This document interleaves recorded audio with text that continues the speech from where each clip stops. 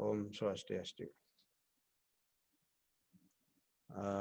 Anak-anak semuanya, selamat pagi dan selamat berjumpa kembali. Di kesempatan ini mudah-mudahan sehat semua ya. Pelajaran kita sekarang adalah PPKN pertemuan ketiga.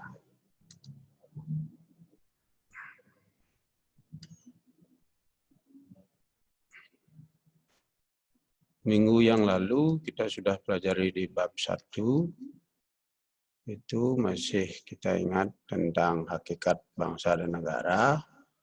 Kemudian soal sudah Pak upload juga, saya lihat partisipasinya hampir seluruh anak sudah jawab lewat e-learning ya. Saya lihat sudah beberapa, saya sudah periksa juga. Kita lanjut lagi seperti ini ya. Itu di bab 1.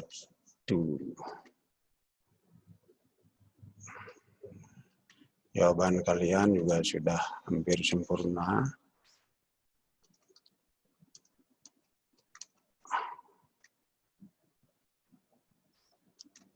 Nah, sampai bentuk kenegaraan juga. Ini sudah ya. Hakikat negara kesatuan sudah.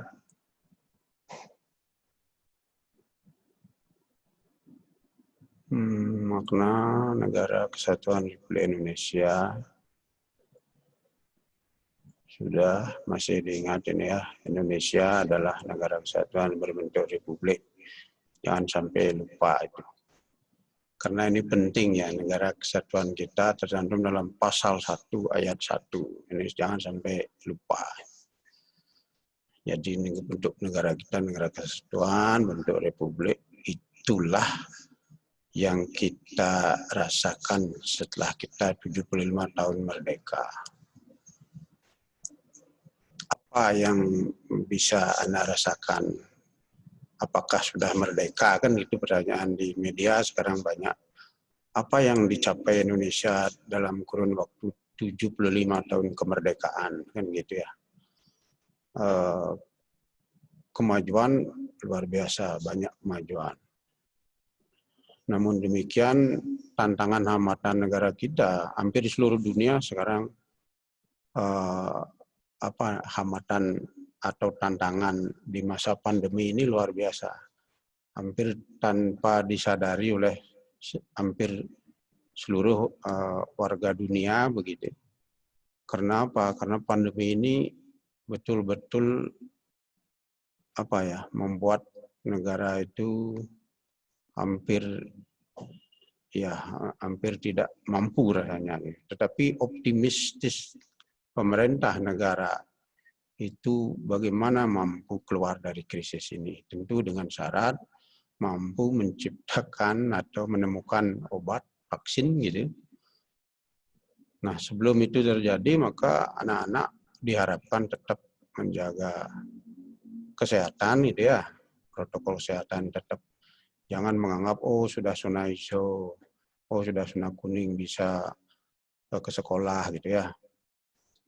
Mungkin anak-anak ingin ke sekolah. Ya, kami di guru juga rindu sama anak, apalagi ya, siswa kelas 10 ini kan siswa baru ya. Jadi ya kita pinginnya bertemu tatap muka. Gitu. Namun demikian, kita sabar dulu. Mungkin kita ketemu lewat virtual seperti ini. Mungkin ketemu di jalan nggak begitu kenal gitu. Karena memang belum pernah ketemu.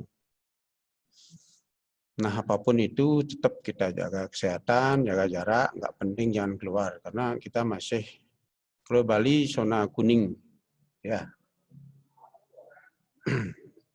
Nah, itu yang kalian sudah lewati kemarin. Fungsi negara kesatuan Republik Indonesia. Sambil mengingat aja, fungsi pertahanan, keamanan, kesejahteraan, keadilan. Ya, di buku paketnya lihat-lihat itu.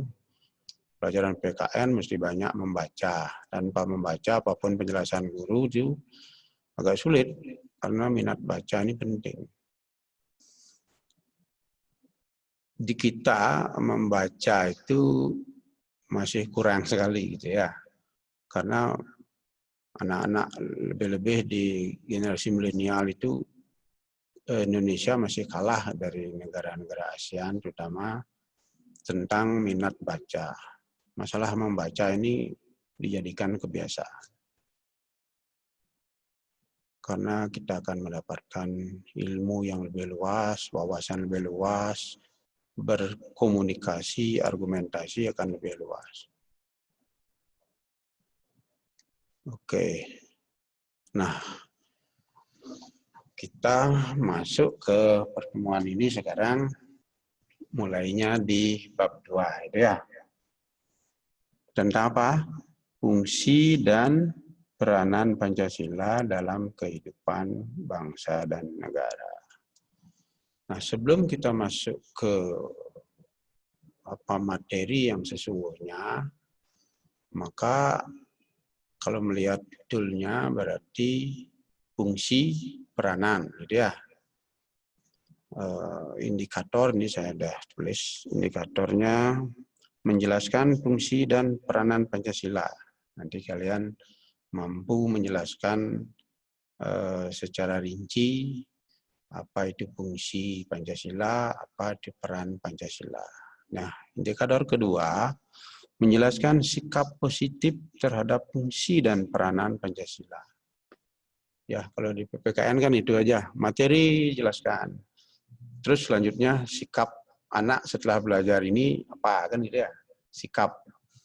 Yang terpenting teorinya dikuasai, kemudian bersikap itu yang terpenting, praktek maksudnya.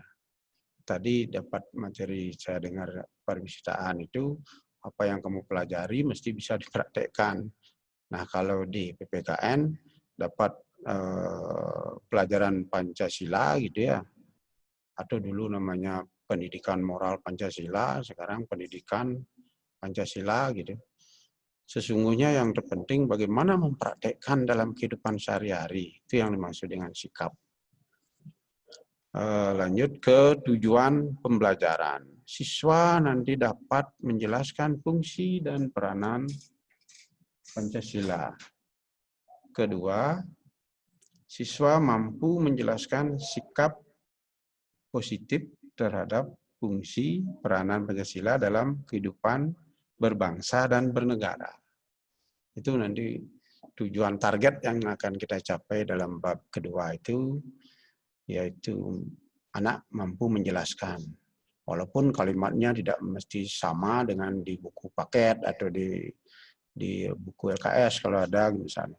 Tidak mesti gitu, tapi kuasai, pahami intinya, nanti kita bisa merangkai kalimat sendiri. Itu yang terpenting. Yang penting makna intinya apa gitu. Nah, kemudian siswa mampu menjelaskan sikap positif. Sikap positif yang mana yang mesti dilaksanakan. Itu nanti ya. Jadi harus jelas apa indikator, apa tujuan. Nah, masuk ke hakikat, fungsi, dan peranan Pancasila. Nomor 1, pengertian Pancasila. Mungkin anak sudah paham dari SD atau dari kecil udah tahu, oh Pancasila itu 5 dasar. Kemudian Pancasila itu ada yang bilang Pancasila adalah orang main judi bersilar 5 orang. Itu orang-orang tua di rumah. Ya itu ya, Panca yang yang dikonotasikan ya dipakai lelucon gitu. Tetapi intinya Pancasila sebelum menjadi dasar negara, itu kalian harus pahami pengertian daripada Pancasila itu sendiri apa. Nah, kita melihat sejarah, karena Pancasila sebagai ideologi negara, kita tahu bahwa setiap negara, hampir seluruh negara di dunia harus memiliki yang namanya dasar negara, harus memiliki ideologi negara, pandangan ideologi negaranya seperti apa. Ada itu negara, kalau Indonesia sepakat dengan Pancasila, kalau negara Amerika misalnya liberalisme, atau di sosialisme, atau negara apa gitu. Itu ideologi, itulah pandangan. Adalah komunis itu juga ideologi yang memang diterapkan sesuai dengan negara komunis gitu. Kalau di kita kan bertentangan sekali. Nah, jadi hampir seluruh negara memiliki ideologi negara. Nah, karena itulah Indonesia juga memiliki namanya Pancasila. Nah, pengertian Pancasila di sini kita sudah paham bahwa mungkin di SMP sudah diajarkan juga bahwa Pancasila itu digali dari budaya bangsa, digali dari kekayaan rohani bangsa, dari masing-masing daerah itu dikumpulkan dan disepakati, itu secara umum. Nah, mengenai kata daripada Pancasila itu secara etimologis berarti bagaimana pengalaman kata bahasa Pancasila itu ada. Pancasila berasal dari bahasa Sanskerta. Kita punya kekayaan Hindu terutama memiliki kitab suci yang memiliki bahasa Sanskerta. Ya, kalau dilihat di kitab suci Weda misalnya, baik Weda kelima, apa namanya, bagian-bagian Weda itu semua pakai bahasa Sanskerta. Yang terdiri dari Panca dan Sila, yaitu 5 dasar. Jadi 5 dasar atau aturan yang harus ditaati dan dilaksanakan. Nah, ini kalimatnya memang mudah kelihatannya. Tetapi kalau kita gali, ini luar biasa. Jadi kalau sudah paham Panca itu 5, berarti nanti ada 5 butir. Sila adalah dasar, aturan. Ada 5 aturan yang akan kita gunakan sebagai ideologi. Lanjut, istilah Pancasila telah dikenal sejak zaman Majapahit. Masih ingat kerajaan Majapahit dengan kejayaannya? Ada apa namanya moto di sana, gemah ripah loh jinawi, tata tentram kertara harja. Pada masa Majapahit itu pada masa kejayaan, disebut masa keemasan. Sedangkan Indonesia belum, masih Indonesia maju dia. 75 tahun merdeka kita belum mencapai masa keemasan. Bahkan kita masih tarapan negara berkembang yang kemudian ingin maju gitu ya.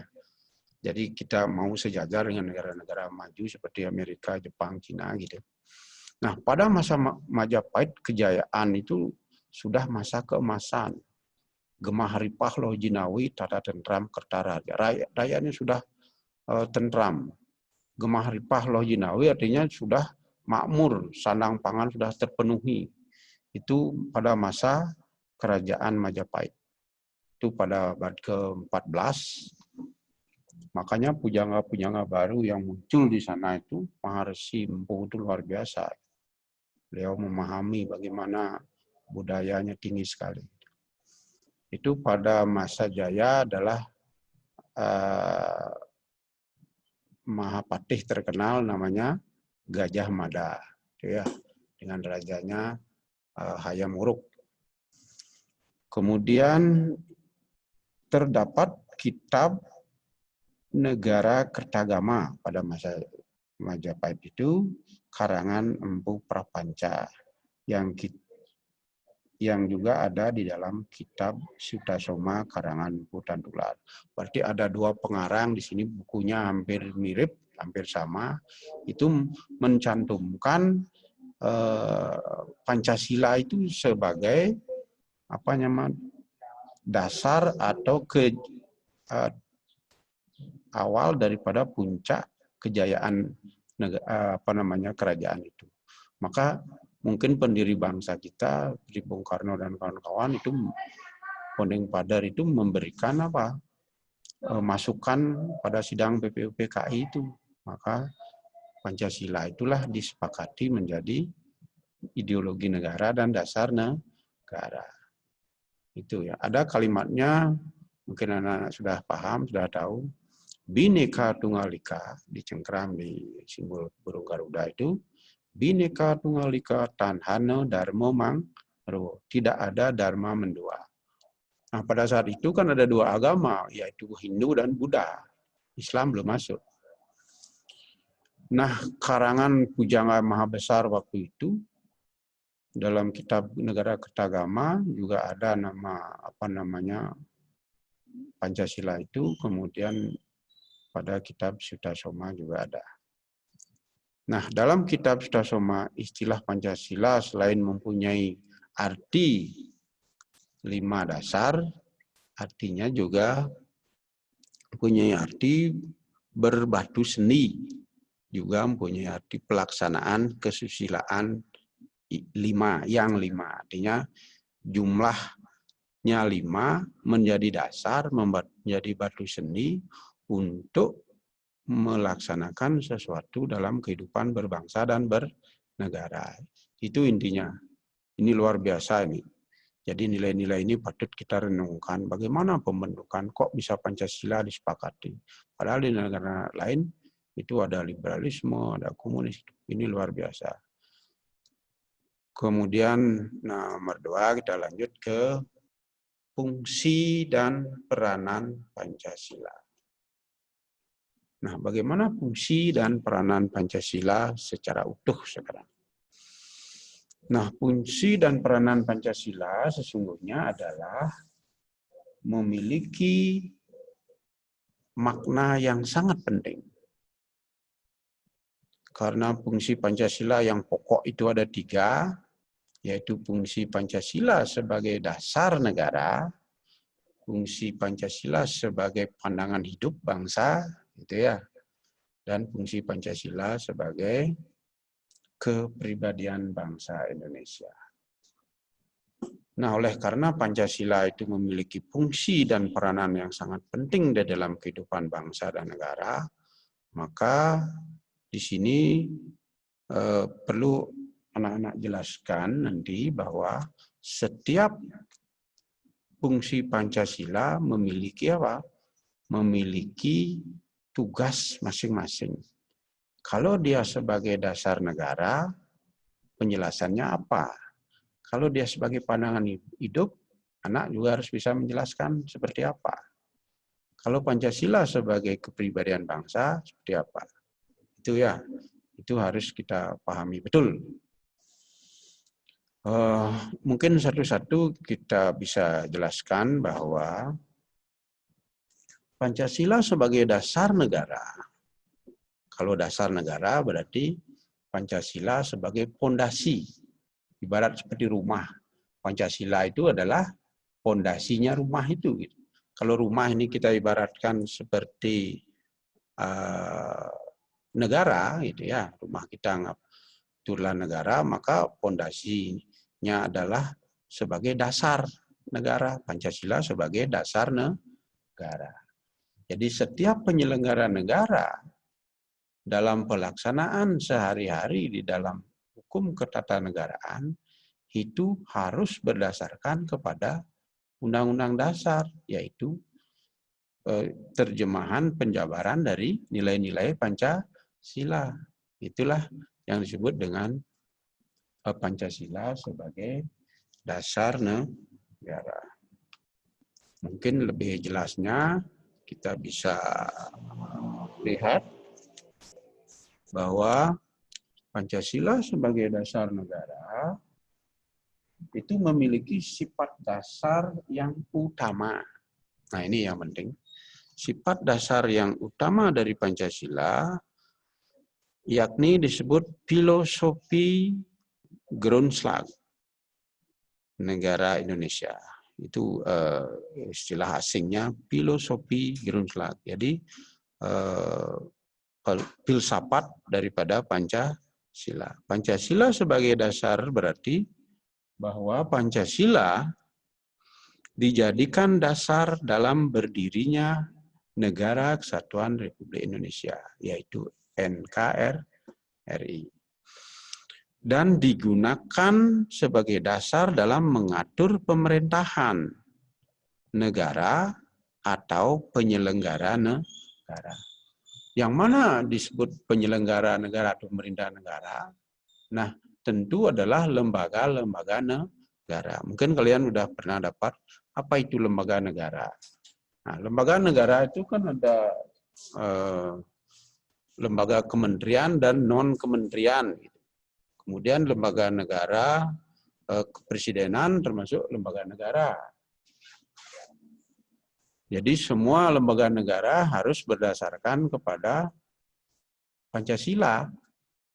Maka disebutlah Pancasila sebagai dasar negara.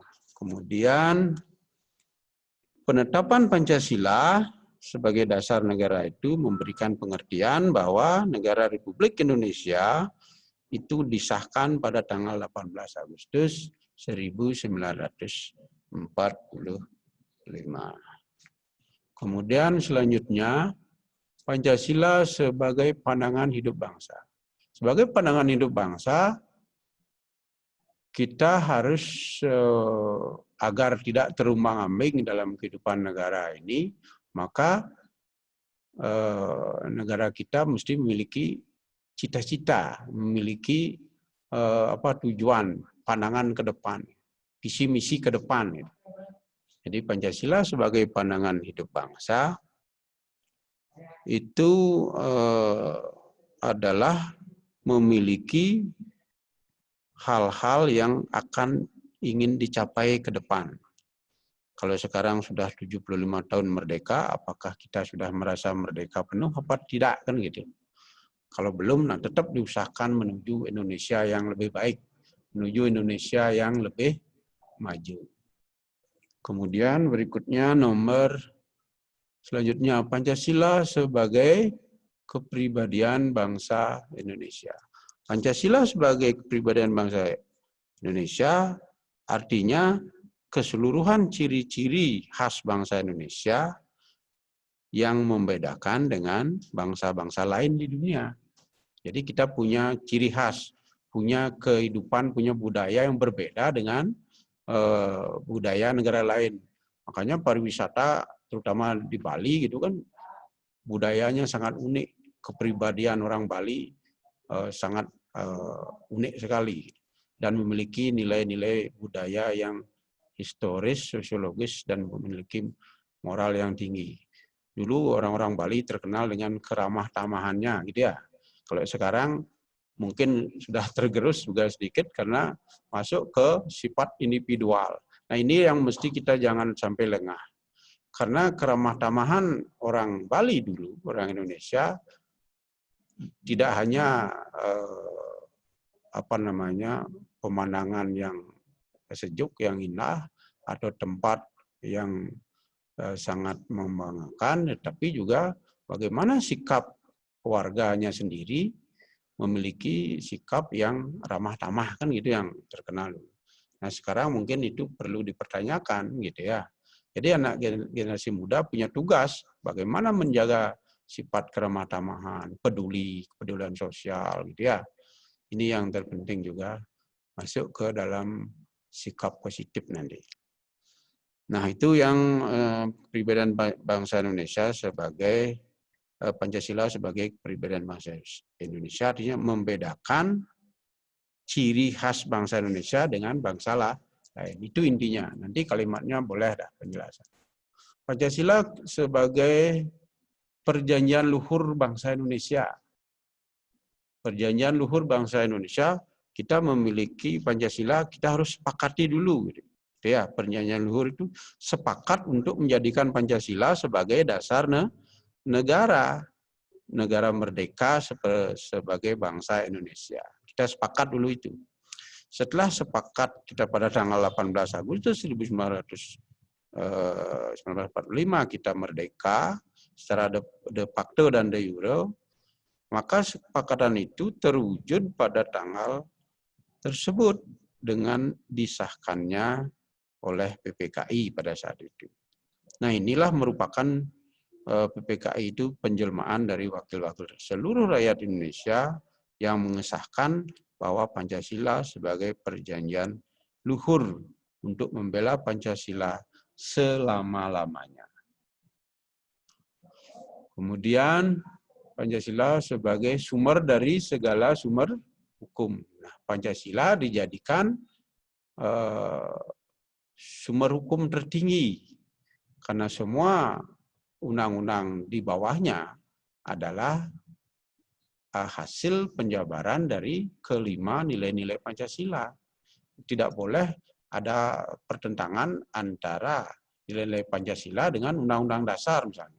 Undang-Undang Dasar contohnya misalnya pasal tentang yang kita pelajari kemarin tentang HAM. Pasal berapa? 28A sampai J. Itu kan tentang hak asasi manusia. Itu sama sekali pasal itu tidak boleh bertentangan dengan sumber hukum, sumber nilai, sumber ideologi Pancasila. Tidak boleh sama sekali. Kalau dia bertentangan tentu ya tidak sesuai dengan dasar negara, dengan ideologi Pancasila. Itu maksudnya. Jadi sumbernya harus dari sana. Nanti di bawahnya Undang-Undang Dasar, kemudian ada di bawah Undang-Undang ada PP atau Perpu, kemudian Perpres dan Perda itu tidak boleh sama sekali bertentangan dengan nilai-nilai Pancasila. Maka Pancasila disebut sumber dari segala sumber hukum. Pancasila sebagai jiwa bangsa Indonesia. Nah, sebagai jiwa bangsa Indonesia tentu apa? Pancasila dijiwai oleh budaya bangsa Indonesia gitu. Jadi jiwa bangsa Indonesia itu berarti kebudayaan yang digali corak budaya memberikan nuansa dalam nilai-nilai Pancasila, itulah menjadikan Pancasila memiliki jiwa atau roh yang mencakup keseluruhan daripada warga bangsa Indonesia. Saya lanjut lagi sedikit. Pancasila sebagai cita-cita dan tujuan nasional. Cita-cita dan tujuan nasional itu tercantum di alinea keempat di pembukaan Undang-Undang Dasar 1945. Itu jelas bahwa cita-cita dan tujuan nasional itu misalnya mencerdaskan kehidupan bangsa, mempersatukan bangsa Indonesia, ikut serta menjalankan ketertiban dunia dengan perdamaian abadi, gitu ya.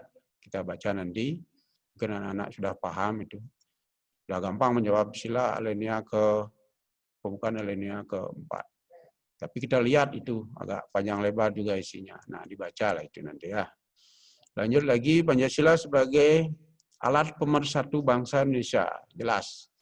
Karena dengan Pancasila lah agama bukan artinya agama kita tetap sesuai keyakinan, tetapi secara umum diakui oleh nilai-nilai Pancasila dan disahkan bahwa ada 5 atau 6 agama sekarang itu adalah hidup berdampingan tanpa memaksakan yang satu dengan yang lain. Itu sudah ada di dalam pasal 29 Undang-Undang Dasar juga sudah diatur. Itulah sebagai pemersatu bangsa. Budaya daerah yang berbeda, bahasa berbeda, menjadi bahasa persatuan, yaitu bahasa Indonesia. Itu kan bahasa kita kan, bahkan bahasa Indonesia itu jamnya banyak. Kenapa? Karena wajib itu tahu. Jadi bahasa Indonesia, bagi Bapak bahasa Indonesia itu ya paling sulit bagi saya gitu. Karena bahasa Indonesia kita bisa ngomong komunikasi tapi secara detail kita tidak kuasai gitu. Nah, itulah bahasa persatuan. Mudah-mudahan bisa lebih tenar nanti bahasa Indonesia, mungkin bisa menjadi bahasa kawasan ASEAN misalnya. Karena kita terdiri dari bahasa Melayu. Kemudian Pancasila sebagai ideologi negara. Berarti ideologi negara berarti mencakup sebagai keseluruhan dasar negara. Terakhir, moral pembangunan. Dalam membangun, baik membangun fisik maupun non-fisik, maka dasarnya adalah nilai-nilai moral daripada Pancasila itu sendiri. Itu ya. Jadi secara umum seperti itu yang Pak bisa jelaskan tentang moral pembangunan. Mungkin anak baru tahu bahwa kalau pembangunan nasional dilaksanakan dalam rangka mencapai masyarakat adil dan makmur. Pembangunan nasional merupakan perwujudan nyata dan meningkatkan harkat dan martabat manusia Indonesia sesuai dengan nilai-nilai kemanusiaan.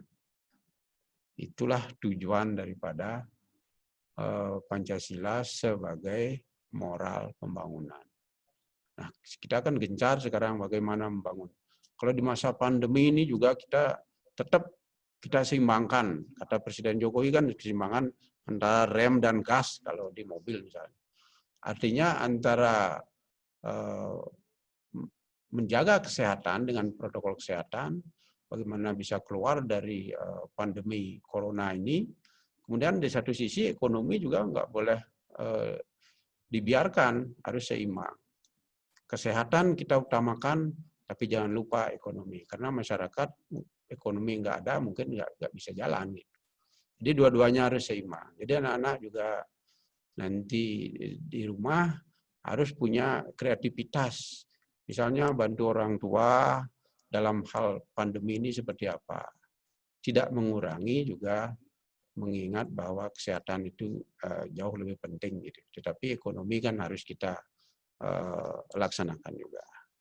Nah, kira-kira sampai di sini dulu ya, karena pelajaran selanjutnya atau terakhir sekarang. Untuk bab 2, baru pertemuan pertama, kita lanjutkan nanti minggu depan ya. Jadi, kalau Pak dapat simpulkan bahwa fungsi dan peranan Pancasila itu sesungguhnya adalah sebagai dasar negara, sebagai pandangan hidup bangsa, dan sebagai kepribadian bangsa. Itulah inti pokoknya. Kemudian dia berkembang menjadi Pancasila sebagai perjanjian luhur, tadi sudah. Kemudian cita-cita bangsa, alat pemersatu, ideologi negara, dan moral pembangunan. Itu kalian bisa lihat nanti. Dan sampaikan salam saya pada orang tua kalian agar anak-anak lebih sabar dulu. Sebenarnya kita ingin bertemu tatap muka, tapi keadaan belum mengizinkan. Gitu. Guru-guru mungkin ingin rindu juga ketemu, terutama anak-anak kelas 10 ini karena belum kenal gitu ya. Jadi sekian dari saya, kurang lebih mungkin kita tambahkan nanti minggu depan ada jadwalnya nanti. Dan e-learningnya sudah Pak lihat juga sudah jawabannya bagus. Anak ya selamat belajar lebih giat di rumah agar tetap bisa terjaga kesehatannya. Sekian dari Bapak sebagai akhir kata.